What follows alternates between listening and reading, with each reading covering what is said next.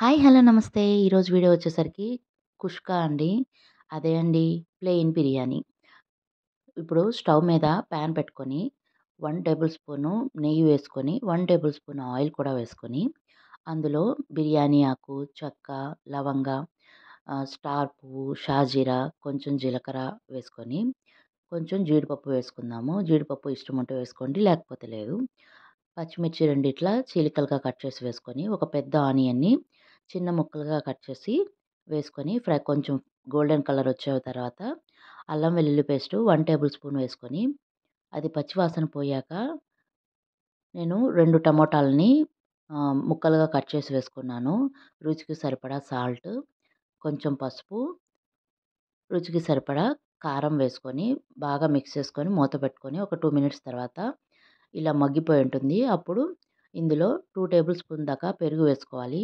దాంట్లో తర్వాత ధనియాల పొడి, గరం మసాలా వేసుకొని మీరు తీసుకున్న రైస్‌కి తగ్గట్టు వాటర్ అయితే వేసుకోండి. నేను 1 ½ కప్ తీసుకున్నాను. దానికి తగ్గట్టు వాటర్ అయితే వేసుకున్నాననమాట. ఒకటికి 2 చొప్పున. ఇట్లా బాయిల్ వచ్చాక కొత్తిమీర, పుదీనా వేసుకొని మనం నానబెట్టి పెట్టుకున్న రైస్ కూడా వేసుకొని మొత్తం కలిసేలాగా కలుపుకొని కుక్కర్ మూత పెట్టుకొని 3 విజిల్స్ వచ్చాక ఆపేసుకుంటే కలర్‌ఫుల్‌గా ఎంతో టేస్టీగా ఉండే కుష్కా రెడీ అయిపోతుందండి. ఇది మనకి ఆహ్, గోంగూర చట్నీతో గానీ, లేదా రైతాతో గానీ, లేదా ఇలా తినేసినా కూడా చాలా అంటే చాలా బావుంటుంది. దీంట్లోకి ఎగ్స్ కూడా బాయిల్ చేసుకొని జస్ట్ సాల్ట్, పెప్పర్ వేసుకొని ఫ్రై చేసుకున్నా కూడా దీంట్లోకి నంచుకోవడానికి చాలా బావుంటుంది. వీడియో కనుక నచ్చినట్టయితే లైక్ చేయండి, షేర్ చేయండి.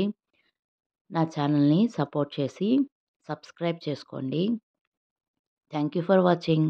Bye bye. Take care.